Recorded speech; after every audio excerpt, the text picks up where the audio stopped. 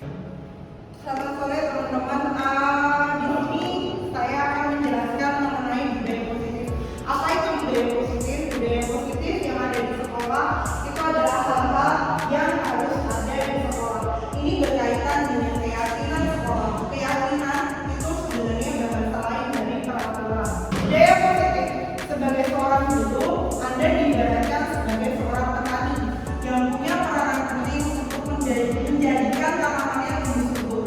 Anda akan memastikan bahwa tempat tumbuhnya tanaman yang cocok untuk ditanami.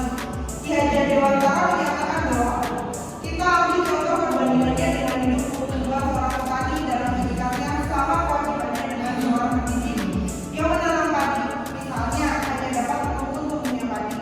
Ia dapat memperbaiki kondisi tanah, memelihara tanaman padi, dan memberi pupuk dan air, membasmi ulat atau jamur yang mengganggu hidup tanaman padi dan lain sebagainya. Hal itu diibaratkan adalah kita sebagai petani dan siswa kita adalah tanamannya.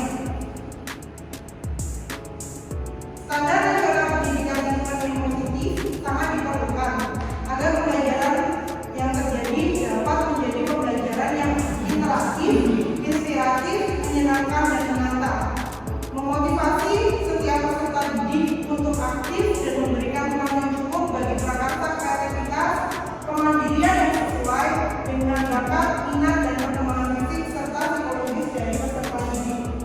Di sini itu ada disiplin positif dan nilai-nilai kebajikan universal. Untuk disiplin positif itu hal-hal ini sudah kita biasa lakukan. 5S, salam senyum, salam sapa, sopan santun, lalu ada sabar juga, itu buat kita sendiri. Jadi disiplin positif ini adalah bagaimana cara untuk guru-guru seperti melakukan kebiasaan kepada siswa dengan peraturan yang ada di sekolah. Lalu ada juga untuk teori motivasi, hukuman, penghargaan dan restitusi. Jadi sebenarnya, di sini yang lucu, ketika kita memberikan penghargaan kepada siswa, itu sebenarnya kita menimbulkan sesuatu hal yang tidak baik untuk siswa, karena mereka hanya akan menjadi baik jika mereka dihargai. Jadi bukan karena mereka sendiri yang mau. Itu yang ada di teori motivasi, hukuman dan penghargaan juga restitusi. Untuk restitusi itu ada sepertiganya.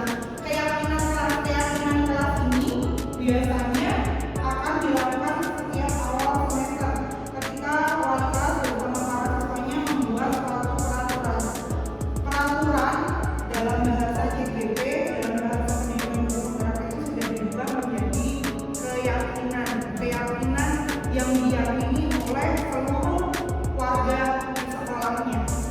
Lalu kebutuhan dasar manusia dan dunia berkualitas. Oke, ini adalah contoh dari segitiga restitusinya. Jadi di sini adalah menstabilkan identitas, lalu ini konsolidasi tingkatan dan menanyakan keyakinan. Itu tadi yang saya jelaskan. Untuk menstabilkan identitas adalah kita menanyakan kenapa. Itu sama dengan validasi tindakan yang salah. Kamu salah ini karena kamu tidak punya keyakinan kelas kamu tidak ingat. Lalu dari situ kita di sini menstabilkan keyakinan, menanyakan keyakinan. Solusi dari permasalahan itu apa? Kenapa kamu melihat yang seperti itu? Lalu apa yang akan kamu lakukan jika kamu terlambat? Itu sih, ini yang namanya segitiga restitusi. Jadi